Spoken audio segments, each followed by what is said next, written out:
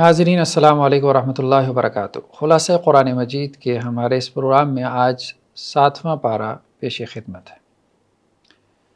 سورہ مائدہ کا مطالعہ چل رہا ہے۔ 7ویں پارے کا آغاز جو ہے ایک واقعے سے ہوتا ہے کہ نجران کے عیسائیوں کا ایک وفد رسول اللہ صلی اللہ علیہ وسلم کے پاس آیا، اور جب آپ صلی اللہ علیہ وسلم نے ان کو قرآن پڑھ کے سنایا تو قرآن کی آیات سن کے ان کے اوپر اتنا اثر ہوا کہ ان کی آنکھوں سے آنسو جاری ہو گئے۔ تو قرآن اس واقعے کی طرف اشارہ کر رہا ہے کہ وَإِذَا سَمِعُوا مَا أُنزِلَ إِلَى الرَّسُولِ تَرَىٰ أَعْيُنَهُمْ تَفِيضُ مِنَ الدَّمْعِ مِمَّا عَرَفُوا مِنَ الْحَقِّ، کہ جو رسول صلی اللہ علیہ وسلم کی طرف نازل ہوا، جب انہوں نے وہ سنا، یعنی اس وفد نے، تو آپ ان کی آنکھیں دیکھ رہے تھے کہ وہ آنسوؤں سے بہہ رہی تھی، کیونکہ انہوں نے حق بات کو پہچان لیا تھا، اور وہ یہ پکار اٹھے ربنا آمنا، اے ہمارے پروردگار ہم ایمان لے آئے، فاکتبنا مع شاہدین، ہمیں گواہی دینے والوں کے ساتھ لکھ لے۔ آج بھی آپ دیکھیں بہت سے غیر مسلم آپ نے دیکھے ہوں گے، یوٹیوب پہ آپ کو ایسی ویڈیوز مل جائیں گی کہ قرآن سنتے ہیں اور ان کی آنکھوں سے آنسو جاری ہو جاتے ہیں۔ تو قرآن کی اپنی ایک تاثیر ہے۔ قرآن ہر اس بندے پہ اثر کرتا ہے کہ جو نرم دل ہے۔ جیسے نرم زمین ہوتی ہے، آپ اس میں بیج بو دیں تو وہ پھل پھول، اناج اور غلہ آپ کو واپس کرے گی۔ اسی طرح سے جس کے دل کی زمین نرم ہے، یعنی جو بندہ نرم دل ہے، قرآن جب اس کے اوپر پڑھا جاتا ہے تو وہ اس کے اثر کو قبول کرتا ہے، وہ قرآن کو ایبزارب کرتا ہے، وحی کے اثرات کو ایبزارب کرتا ہے، اور پھر اس کے وجود پہ اس کا اثر ہمیں نظر آتا ہے۔ ہاں، جس کا دل سخت ہے، جیسے حدیث میں بھی ہے کہ لوگوں کے دل جو ہے وہ زمین کی مانند ہے، کسی کا دل جو ہے وہ پہاڑ کی چوٹی کی طرح سخت ہے، چٹان کی طرح سخت ہے۔ اب اس پہ بارش ہوتی رہے، اس کو کوئی فائدہ نہیں ہوتا، وہاں آپ بیج بھی بکھیر کے آ جائیں، کوئی فصل نہیں ہوگی گی۔ یہی معاملہ جو ہے وہ ایسے انسان کا بھی ہے جس کا دل سخت ہو چکا ہو، کہ اس پہ قرآن کا کوئی اثر نہیں ہوگا۔ جیسے ایک فوم ہے، اس کے اوپر پانی کے 2 قطرے ڈالیں تو اس کو ایبزارب کر لیتے ہیں۔ ایک لوہا ہے، آئرن کا پیس ہے، اس کے اوپر آپ پانی کی بالٹیاں انڈیل دیں تو وہ پانی کو ایبزارب نہیں کرے گا۔ تو سخت دل کبھی بھی وحی، قرآن، اس کے اثرات کو ایبزارب نہیں کرتا، نرم دل ایبزارب کر لیتا ہے۔ تو ہمیں ریسیپٹیو موڈ میں جانا ہے۔ ریسیپٹیو موڈ میں ہم کب جائیں گے؟ جب ہمارا دل نرم ہوگا۔ تو ہم نے دل کی نرمی کو فوکس کرنا ہے، دل کو نرم بنانا ہے، اگر ہم قرآن سے فائدہ اٹھانا چاہتے ہیں۔ اگر ہمارے دل سخت ہیں تو قرآن کی 10 گھنٹے کیا، روزانہ 12 گھنٹے تفسیر سن لیں، قرآن کی 30 جلدوں میں تفسیر پڑھ لیں، لکھ لیں، قرآن آپ کے اوپر کوئی فرق نہیں ڈالے گا۔ بہت سے لوگ قرآن پڑھتے ہیں، ان کو فرق نہیں پڑتا۔ بہت سے لوگ جو ہے وہ قرآن پڑھتے ہیں، ان کو فرق پڑ جاتا ہے۔ تو یہ فرق کہاں پہ ہے؟ یہ اندر ہے۔ آپ کے دل کی زمین تیار نہیں ہے، اس میں بیج ہی نہیں بویا گیا۔ تو قرآن وہی، جس کو بارش کے ساتھ قرآن مثال دیتا ہے کہ وہی بارش کی مانند ہے، وہ کیسے جو ہے وہ اثر کرے گی آپ کے دل پہ۔ تو اس لیے دل کی زمین کو نرم بنانا یہ ایک کرنے کا کام ہے، تاکہ قرآن ہمارے اوپر اثر کرے۔ اور دل نرم کیسے ہوتا ہے؟ کثرت ذکر سے۔ دل نرم کیسے ہوتا ہے؟ خدمت خلق سے۔ جو بندہ خدمت خلق کا کام کرتا ہے اس کے دل میں نرمی ہوتی ہے۔ اس لیے اللہ کے رسول صلی اللہ علیہ وسلم نے فرمایا کہ جس کو نرمی سے محروم کر دیا گیا، اسے ہر خیر سے محروم کر دیا گیا۔ نرمی بہت بڑی خیر ہے، دل کی نرمی بہت بڑی خیر ہے، اور دل کی سختی بہت بڑا شر ہے، بہت بڑا شر ہے۔ نیکسٹ آیات میں شراب اور جوئے 2 گناہوں کی ممانعت ہے۔ کہا گیا کہ اہل ایمان شراب، جوا، والانصاب، اور استھان، بتوں کے سامنے بڑے سے پتھر جو ہے وہ نصب ہوتے تھے، جس پہ آ کے وہ نذرانے، حلوے مانڈے رکھتے تھے جو بت کو انہوں نے پیش کرنے ہوتے تھے، اس کو استھان کہا گیا۔ عام طور پہ ترجمے میں یہ لفظ لکھا ہوتا ہے قرآن مجید کے اردو ترجمے میں، لیکن پرانی اردو ہے، زیادہ تر لوگوں کو سمجھ نہیں آتی۔ آج دیکھ لیں جیسے مزاروں کے اوپر چبوترے بنے ہوتے ہیں، لوگ وہاں جا کے دیے جلاتے ہیں، جو بھی حلوے مانڈے ہوتے ہیں وہ جہاں سائیڈ میں جا کے رکھ آتے ہیں، تو یہ بیسیکلی استھان ہے۔ والازلام، اور پانسے کے تیر بتوں کے سامنے پڑے ہوتے تھے جس میں نام اور لا یس اینڈ نو لکھا ہوتا تھا. جب کوئی سفر کرنا ہوتا تھا وہ تیر پھینک کے فال معلوم کرتے تھے.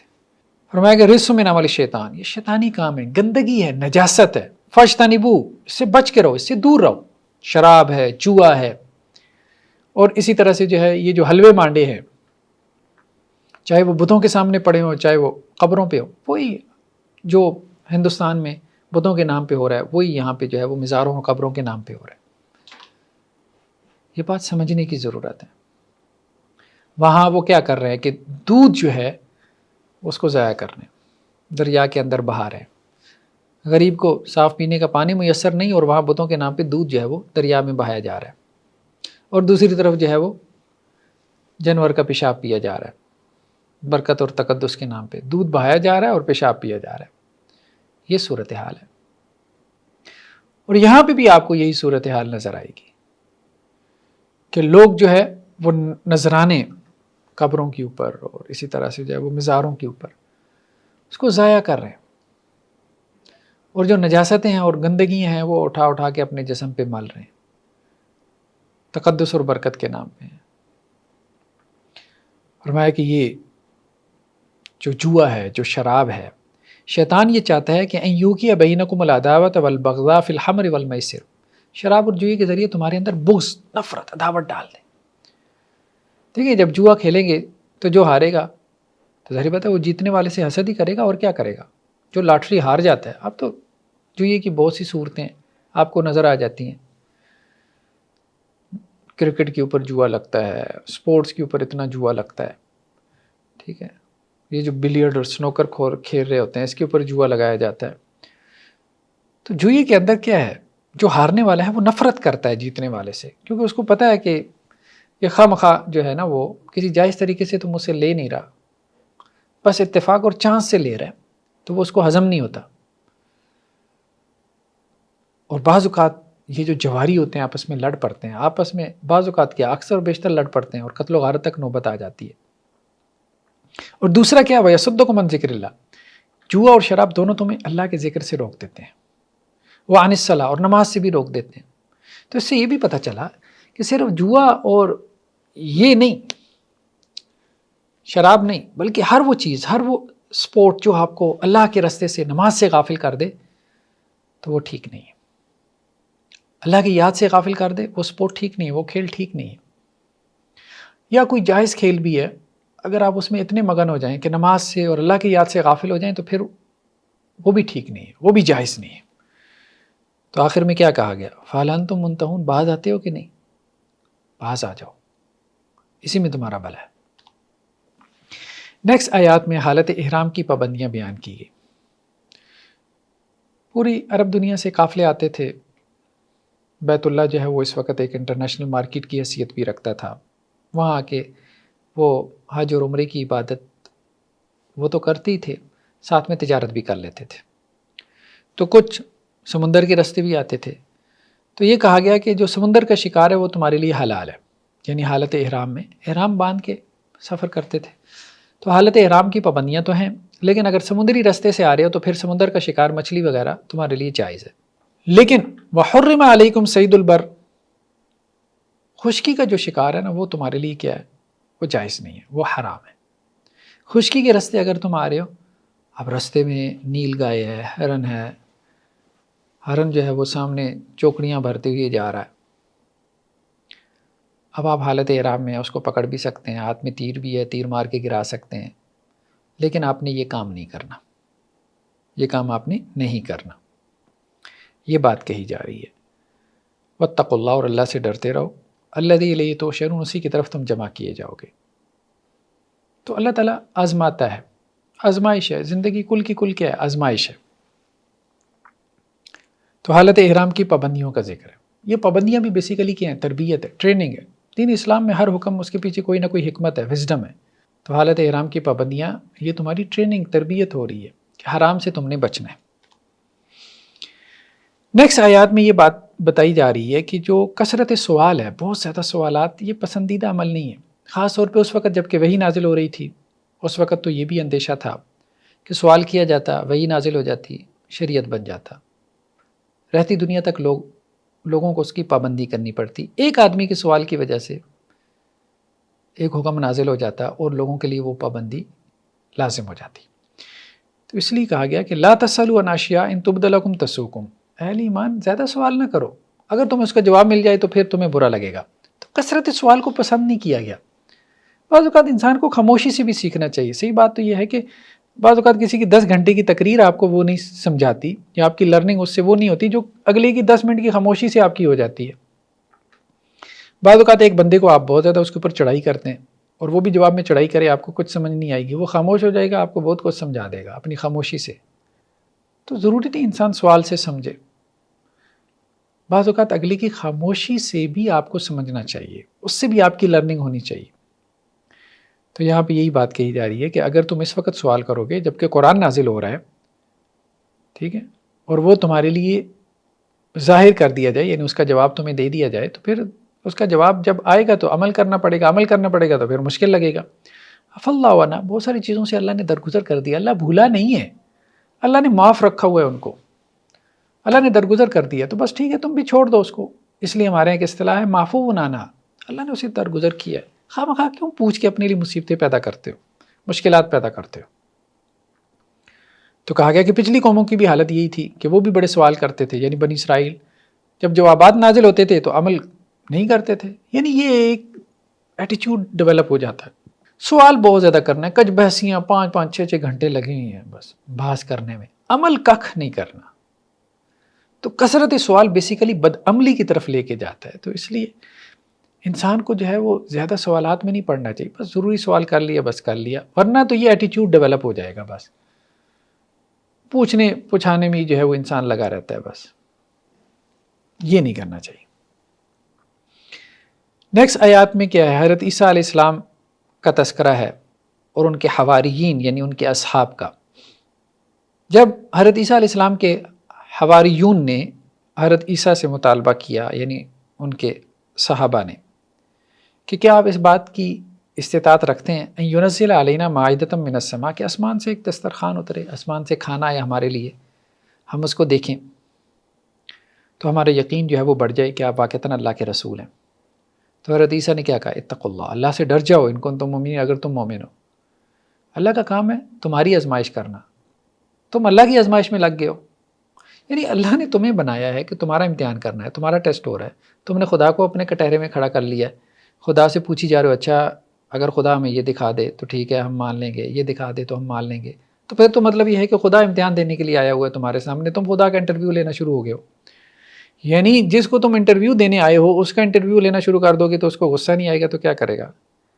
تو یہی معاملہ ہے. بعض قوموں نے یہی کام اپنے رسولوں کے ساتھ کیا کہ اچھا ہمیں یہ دکھا دو، ہمیں وہ کر دو. بھائی خدا تمہاری فرمائشیں پورے کرنے کے لیے نہیں بیٹھا ہوا، خدا نے تمہیں پیدا کیا، وہ تمہارا خدا کریٹر ہے، خالق ہے، مالک ہے، رازق ہے. اس نے کہا ہے کہ تمہارا امتحان ہے، اس میں کامیاب ہو کے دکھا دو. نہیں دکھاتے تو جاؤ جا کے کرو. پھر اس نے بتا دیا میں نپٹ لوں گا. اب وہ تمہارے سوالات کے جوابات دینا شروع کر دے، تم یہ چاہتے ہو. عجیب آدمی ہو. تو اس بات کو سمجھنے کی ضرورت ہے کہ ہمارے یہاں بھی ایتھیسٹ یا ملحد یہی کام کرتے ہیں، خدا کو کٹہرے میں کھڑا کرنا شروع کر دیتے ہیں، خدا کا انٹرویو لینا شروع کر دیتے ہیں. بھائی وہ خدا ہے، وہ خود ہی تم سے پوچھ لے گا، نپٹ لے گا تم سے. اس کے پاس پہنچو تو صحیح. خدا نے تمہیں پیدا کیا، تم اس کے مخلوق ہو، تمہارا کوئی رائٹ نہیں بنتا کہ تم اس طرح کے سوالات کرو، یہ کیوں نہیں، وہ کیوں نہیں، خدا یہ کیوں نہیں کرتا، وہ کیوں نہیں کرتا. وہ ابھی تم سے پوچھ رہا ہے، تم کمرہ امتحان میں ہو، خدا کمرہ امتحان میں نہیں ہے. نیکسٹ آیات میں حضرت عیسیٰ علیہ السلام نے اپنے حواریین کو اس کا ایک جواب دیا، جو وہ اس خواہش کا اظہار کر رہے تھے کہ ہمیں کوئی میریکل دکھا دیں یہ وہ تو ہمارے ایمان میں بڑا اضافہ ہو جائے گا. جیسے آج کل کے بھی ملحدین اس قسم کے مطالبے کرتے ہیں، ہمیں خدا ہمیں دکھا کیوں نہیں دیتا، کچھ ہمیں نظر ہی نہیں آ رہا. تو قال اللہ انی منزلها علیکم فمن یکفر بعد منکم فانی اعذبہ عذابا لا اعذبہ احدا من العالمین. اللہ تعالیٰ تو یہ کہہ رہا ہے کہ بھائی میں آسمان سے وہ دسترخوان جنت سے کھانا اتر آئے گا، تم کھا بھی لو گے، لیکن اس کے بعد پھر جو کفر کرے گا نا تو اس کو میں وہ عذاب دوں گا جو دنیا والوں میں نے کسی کو نہیں دیا ہوگا. یعنی اتنا کچھ دیکھنے کے بعد ٹھیک ہے مطالبہ اللہ پورا کر دے گا، پھر اگر تم نے چون چراں کی تو پھر میں تمہیں چھوڑوں گا نہیں۔ اتنی سری آیات کی نشانی دیکھنے کے بعد، اتنا سری معجزہ میریکل دیکھنے کے بعد، تو اب یہی معاملہ ہے۔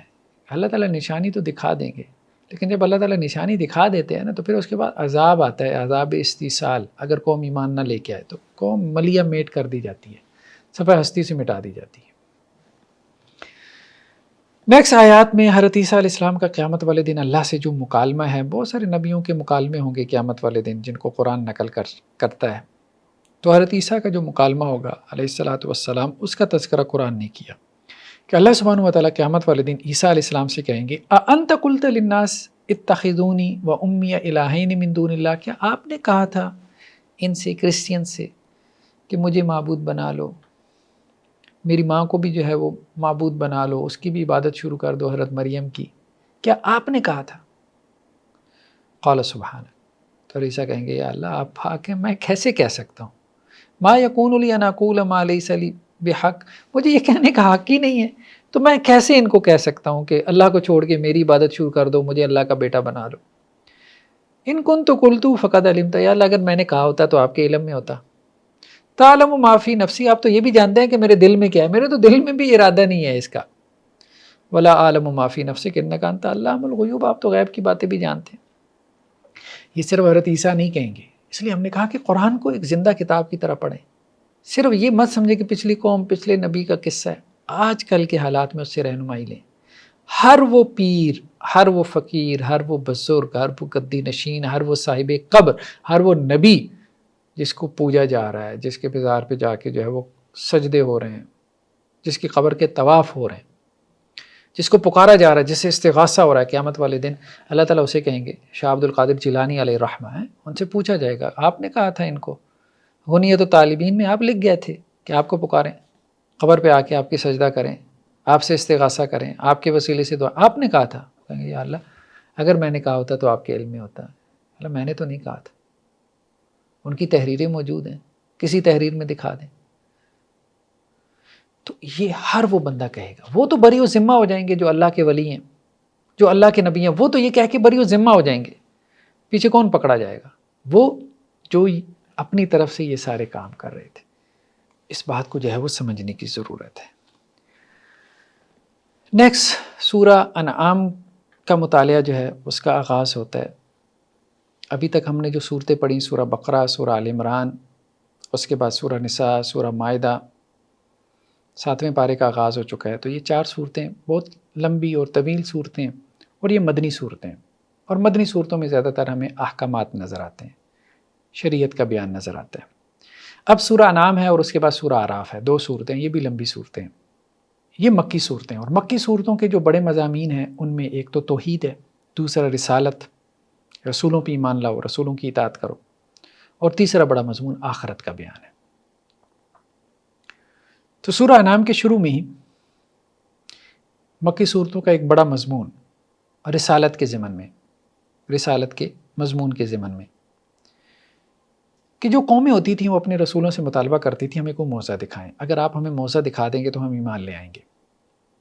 پچھلی قوموں میں انبیاء نے معجزات دکھائے، قرآن نے تذکرہ کیا۔ حضرت صالح علیہ السلام نے جو ہے وہ اپنی قوم کو معجزہ دکھایا کہ سامنے چٹان سے ایک اونٹنی نکل آئی، اور وہ بھی گھابن اونٹنی تھی، قوم پھر بھی ایمان نہیں لے کے آئی۔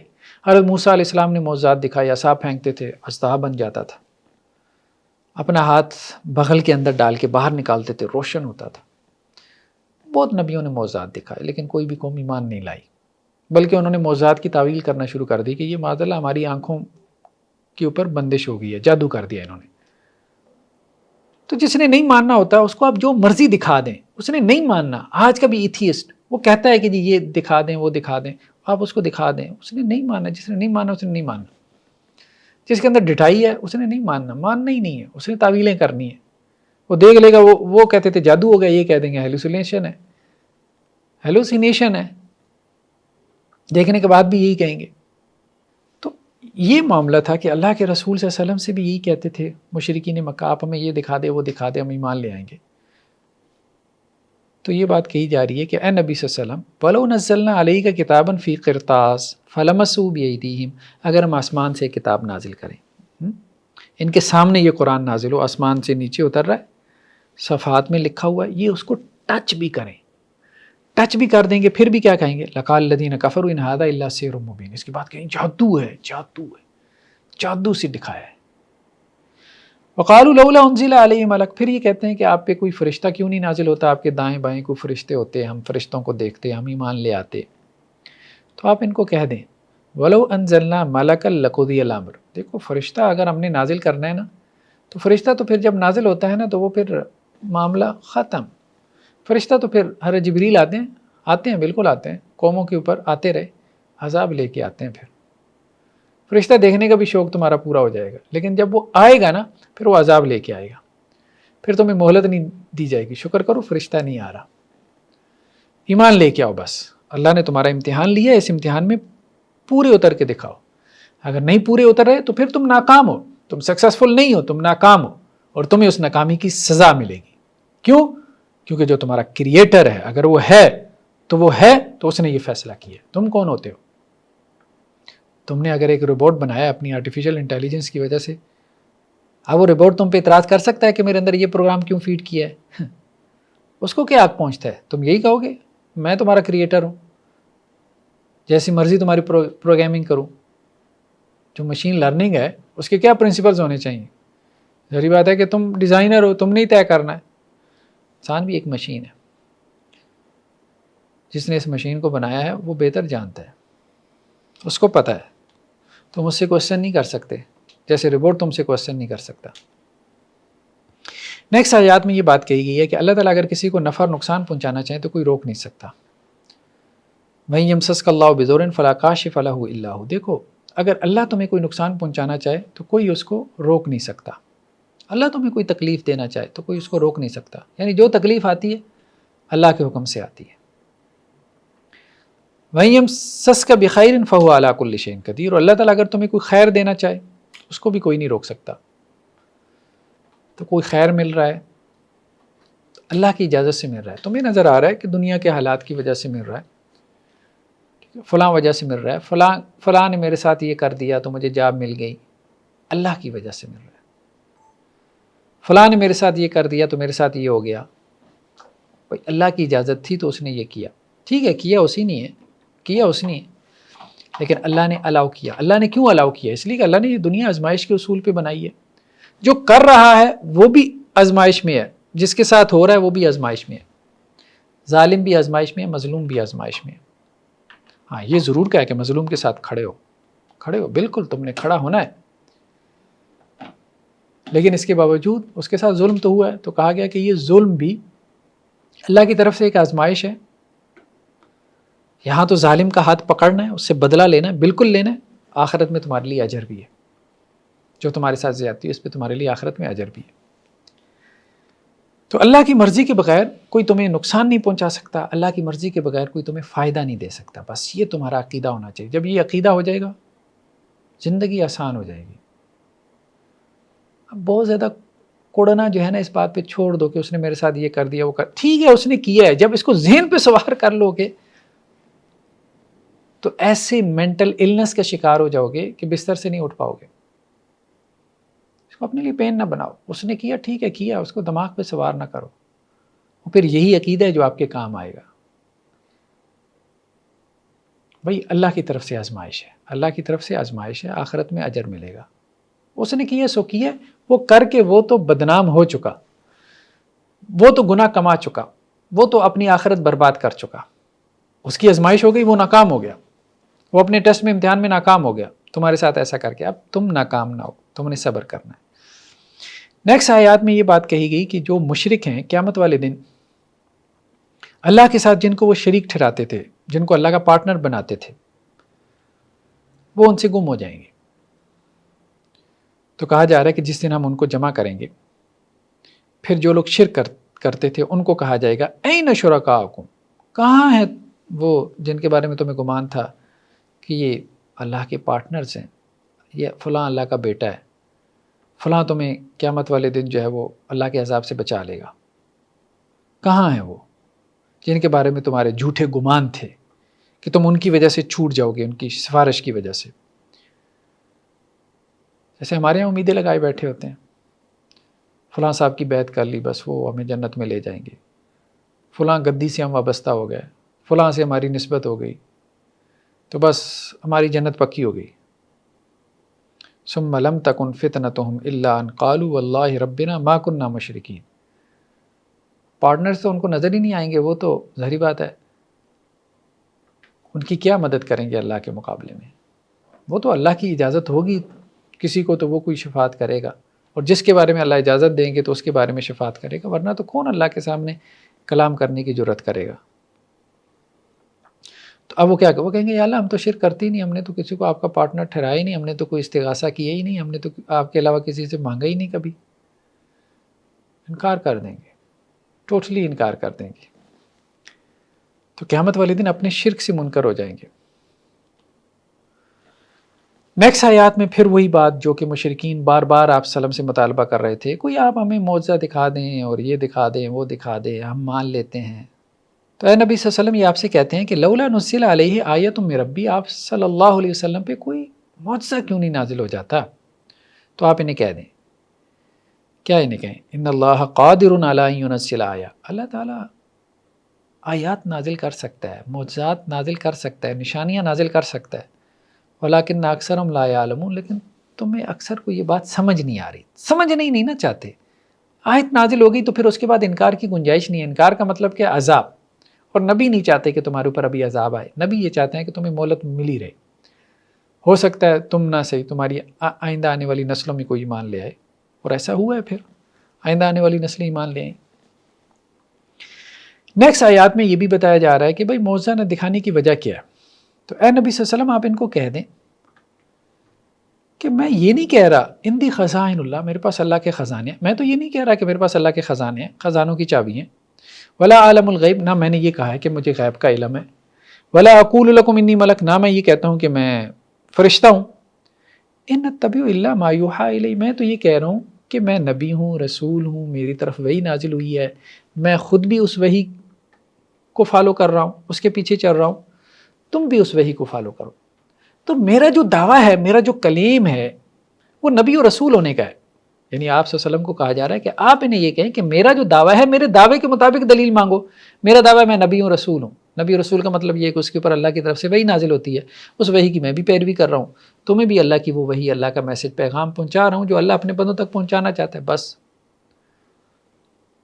تو یہ میرا رول ہے، اس کے حساب سے مجھ سے سوال کر لو۔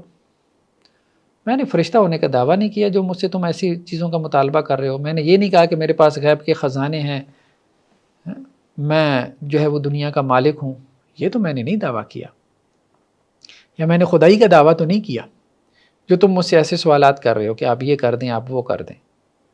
قل هل يستوي الاعمى والبصير افلا تتفکرون، آپ کہہ دیں کہ دیکھنے والا اور اندھا برابر نہیں ہے، اندھے مت بنو، بصیرت کے ساتھ سوچو، غور کرو، نبی کیا کہہ رہا ہے، نبی کی دعوت کیا ہے؟ خواہ مخواہ جو اس کی دعوت ہے اس کو چھوڑ کے اور چیزوں کے پیچھے لگ پڑے ہو۔ جیسے آج بھی کسی دائی کا ایک میسیج ہے، ایک پیغام ہے، اس کو چھوڑ کے آپ ایسی باتیں کرنا شروع کر دیں جو اس کا مقصود ہی نہیں ہے۔ جو اس کی بات ہے، اس کی بات کے اوپر اگر کوئی کویسچن کرنا ہے تو کویسچن کرے، جو اس کے پورے کلام میں، اس کے سیاق و سباق میں نہیں نکل رہا، بس وہ بات لے کے بیٹھ جائیں اور اس کے اوپر تان و تشنیع کا جو ہے وہ باعث بنا لیں۔ یہ نہیں ہونا چاہیے۔ یہ بدقسمتی سے آج بھی ہمارے ہاں ہوتا ہے کہ کسی کے مقصود کلام کو سامنے نہیں رکھا جاتا، منشا متکلم کو سامنے نہیں رکھا جاتا، اور ادھر ادھر کی باتیں جو ہے وہ اس میں سے نکال کے کھینچ تان کے اس عالم دین یا جو بھی ہے، اسکالر ہے یا دائی ہے، اس کے لیے تان کا باعث بنا لیا جاتا ہے۔ نیکسٹ آیات میں عذاب الہی کے بارے میں اللہ کی ایک سنت کا بیان ہے، اللہ کے ایک قانون کا بیان ہے۔ قرآن مجید میں اس کا بھی تذکرہ ہے کہ کچھ قوانین ایسے ہیں جو کہ فزیکل لاز ہیں، جو اللہ نے بنائے، دن اور رات کا آنا جانا، یہ سب فزیکل لاز بھی، طبعی قوانین بھی اللہ کے بنائے ہوئے ہیں، اور کچھ ایسے ہیں جو مابعد و طبعی قوانین ہیں، سپر نیچرل لاز اور سپر نیچرل لاز، دونوں کا خالق اللہ ہے، دونوں کا کریٹر اللہ ہے۔ تو اللہ کے جو بنائی ہوئی ماوراء طبعی قوانین ہیں، سپر نیچرل لاز ہیں، ان میں سے ایک یہ ہے کہ اللہ تعالیٰ کسی قوم پہ کب عذاب بھیجتے ہیں، اس کا کیا قانون ہے، اس کو قرآن نے سنت کے لفظ سے تعبیر کی ہے۔ اللہ کے ایسے قوانین کو جو سپر نیچرل ہیں، قرآن سنن کہتا ہے، اللہ کے طریقے۔ تو یہ کہا جا رہا ہے کہ پچھلی قوموں کی طرف جب ہم رسول بھیجتے تھے تو وہ قومیں اپنے رسولوں پہ ایمان نہیں لاتے تھیں. فَأَخَذْنَاهُمْ بِالْبَأْسَاءِ وَالضَّرَّاءِ، سختی، تنگی، تکلیف، مصیبت ان کے اوپر آ جاتی تھی اجتماعی. اور یہ کس لیے آتی تھی؟ تاکہ وہ گڑ گڑائیں. لعلہم یتضرعون، تکلیف، مصیبت، پین میں انسان کا دل نرم ہو جاتا ہے، اور نرم دل پھر اللہ کی طرف جو ہے وہ رجوع کرنے کی صلاحیت پیدا کر لیتا ہے. تو ہو سکتا ہے وہ جو اجتماعی تکلیف آئی ہے، جیسے قوموں کے اوپر عذاب آتے ہیں، شاید وہ اللہ کی طرف رجوع کریں کہ اللہ کی پکڑ تو نہیں ہے.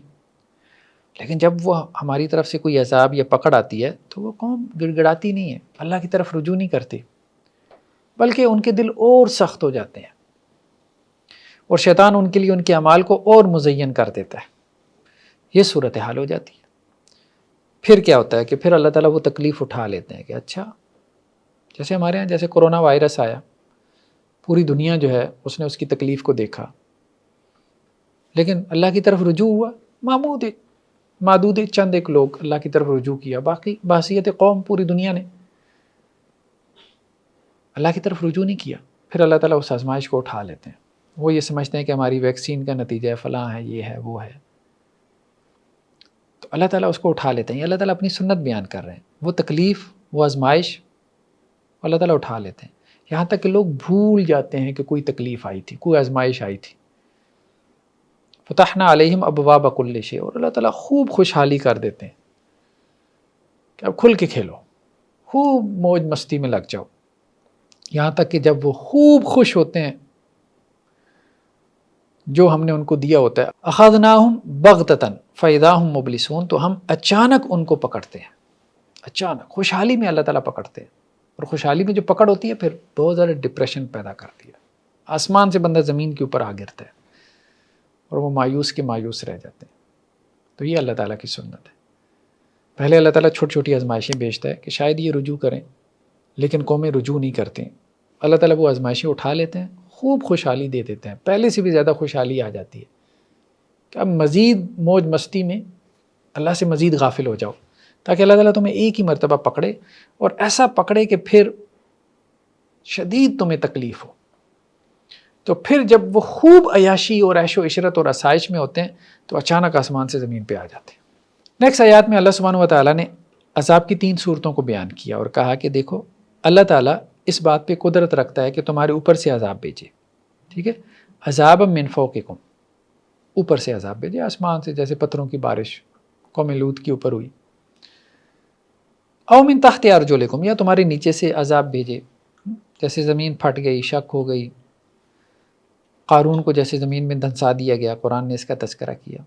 سیلاب آ گیا، اور کوئی اس قسم کی مصیبت آ گئی، زلزلہ آیا، خسف ہو گیا، سونامی جسے ہم کہتے ہیں، زمین میں دھنس گیا شہروں کے شہر.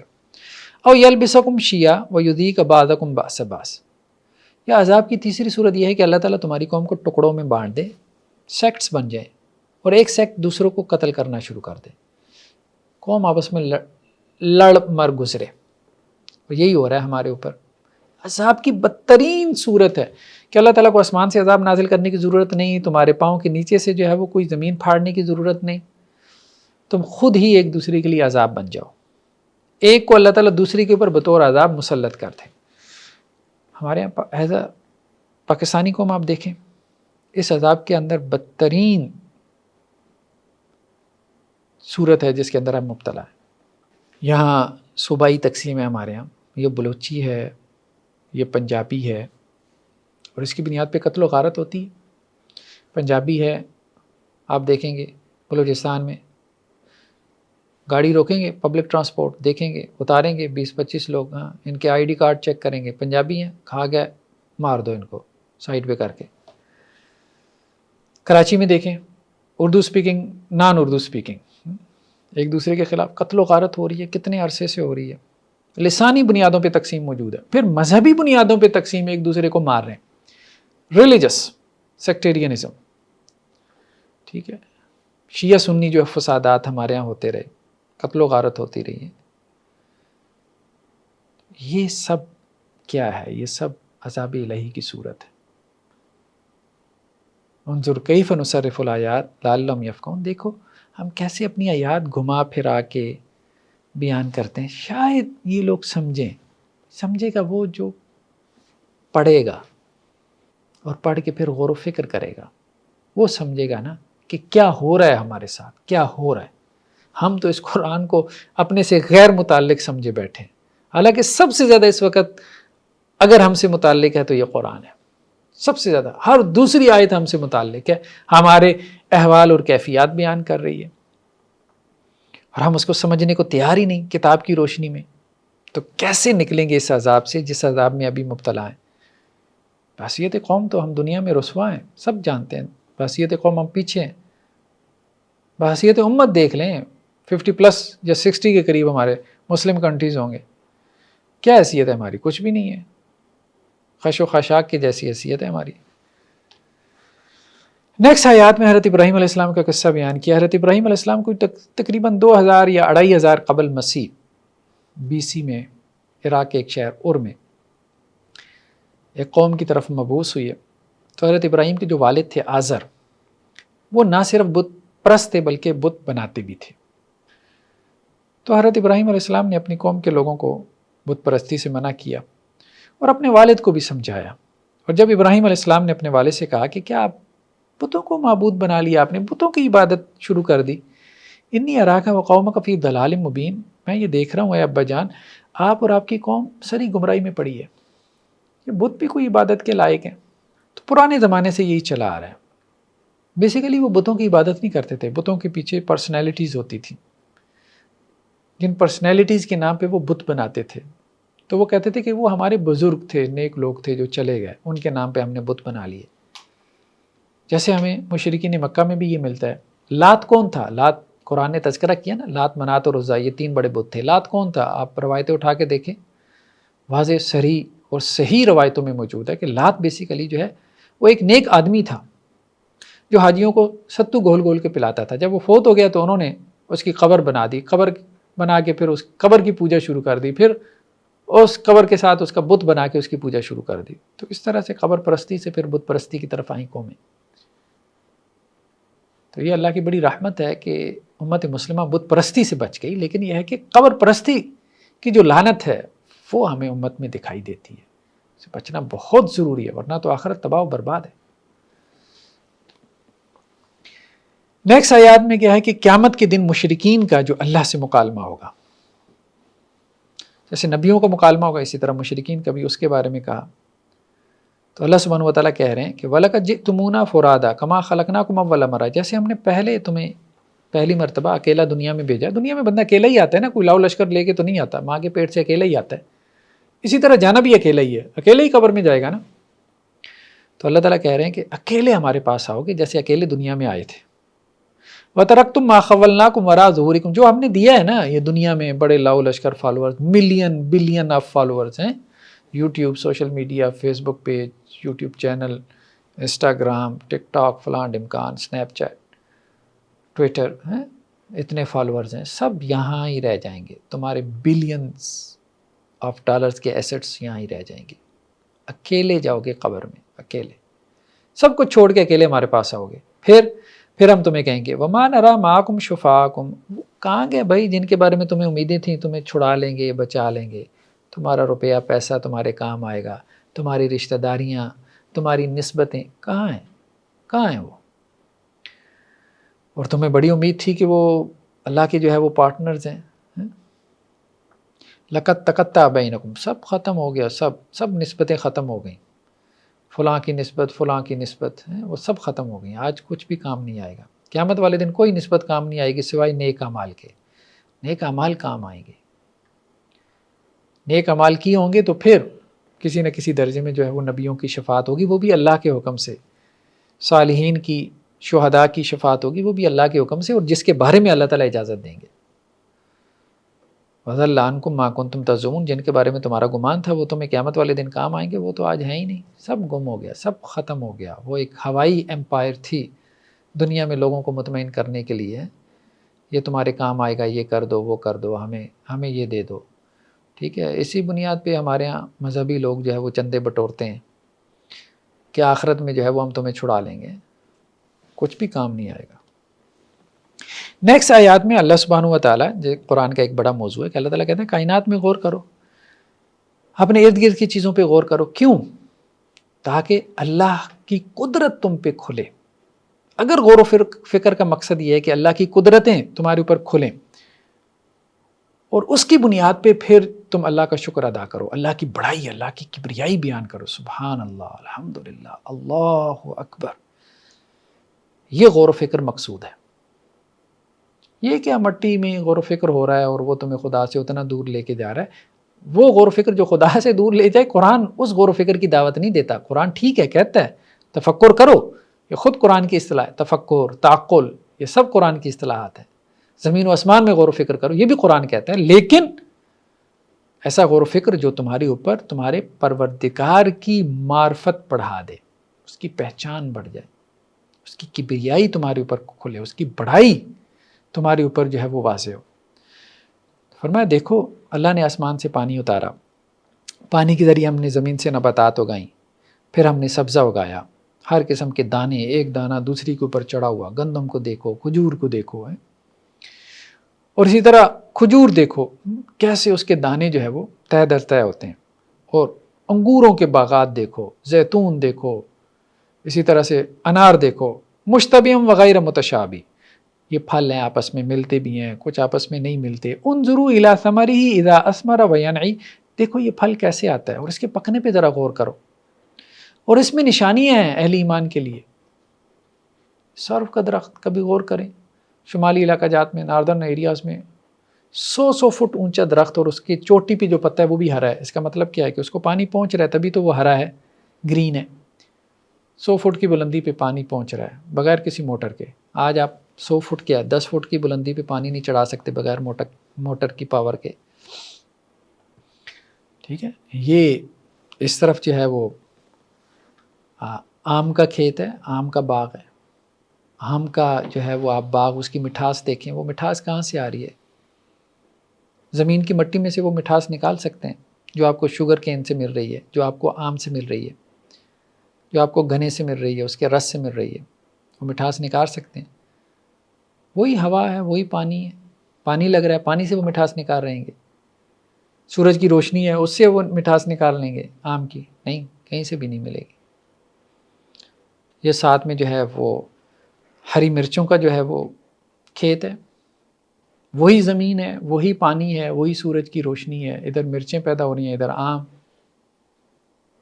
اور ساتھ میں لیموں کے باغات آپ لگا دیں تو ترش ذائقہ بھی آپ کو مل جائے گا.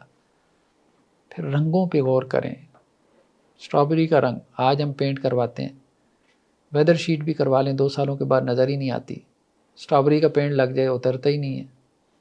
اللہ کے کلرز، یہ اللہ کے کلرز ہیں، کہ کلرز کے اوپر غور کرو. کیسے سیب جو ہے وہ سبز رنگ سے جو ہے وہ پیلے رنگ کی طرف جاتا ہے، پیلے رنگ سے جو ہے وہ ریڈ کلر کی طرف جاتا ہے.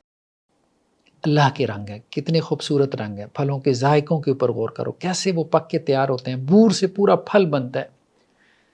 اللہ کی قدرتوں پہ غور کرو. یہ کون کر رہا ہے بھائی؟ اللہ کر رہا ہے. کسان تو بس ایک گندم کا دانہ جو ہے وہ وہاں مٹی کے اندر ڈال کے آ جاتا ہے. باقی یہ سب کس نے کیا؟ اس دانے سے جو ہے وہ پورا پودا کس نے نکالا؟ اللہ نے نکالا. اس پارے کی آخری جو آیات ہیں اس میں ایک حکم دیا گیا مسلمانوں کو، خاص طور پہ دعویٰ کی جو اسٹریٹجیز ہونی چاہیے، دعوت کی جو حکمت عملی ہونی چاہیے، اس کے حوالے سے مسلمانوں کو یہ کہا گیا کہ جو تمہارا فریق مخالف ہے اس کے معبود کو برا نہ کہو، بھلے وہ مشرک بھی ہے، اس کا کوئی بت بھی ہے جس کی وہ عبادت کرتا ہے. اگر تم اس کو گالی دو گے نا تو وہ تمہارے سچے معبود کو گالی دے گا. اس لیے اللہ کے رسول صلی اللہ علیہ وسلم نے کہا کہ اپنے والدین کو گالی نہ دو. تو صحابہ نے کہا اللہ کے رسول کو اپنے والدین کو بھی گالی دیتا ہے. تو آپ صلی اللہ علیہ وسلم نے کہا کہ اگر کسی دوسرے کے والدین کو گالی دو گے تو وہ تمہارے والدین کو گالی دے گا. تو یہ ایسی ہے کہ جیسے تم اپنے والدین کو گالی پڑوانے کے ذریعہ بن گئے، سبب بن گئے. تو اس لیے کسی کے برے معبود کو بھی برا بلا نہ کہے، گالی نہ دے، وہ تمہارے سچے معبود کو برا بلا کہے گا. تو جو بھی مذہبی لیڈرشپ ہے، کسی بھی مذہب سے ان کا تعلق ہے یا کسی بھی سیکٹ یا فرقے سے ہے، وہ گمراہ ہے یا صحیح ہے، ٹھیک ہے، تو اس کو گالی نہ دے. فَيَسُبُّ اللَّهَ عَدْوًا بِغَيْرِ علم، تو پھر وہ بغیر علم کے دشمنی میں تمہارے خدا کو، اللہ کو گالی دیں گے. تو اس لیے کہا گیا کہ کہ دوسروں کے خداؤں کو برا بلا نہیں کہنا. اسی طرح ان کے لیڈرز کو بھی برا بلا نہیں کہنا، مطلب اس کو گالی نہیں دینی. اور دیکھو جو بھی تم عمل کر رہے ہو تو سب نے اللہ کی طرف لوٹ کے جانا ہے، اور اللہ سبحانہ و تعالیٰ جو ہے وہ پھر قیامت والے دن خبر دے دے گا کہ تم کیا عمل کر کے لائے ہو. اس کو ہمارے اصول فقہ میں سد ذرائع کا اصول بھی کہتے ہیں. جزاکم اللہ خیرہ. یہ ہمارا 7واں پارہ مکمل ہوا، تو نیکسٹ انشاءاللہ ہم 8ویں پارے کے ساتھ ملتے ہیں. السلام علیکم ورحمۃ اللہ وبرکاتہ.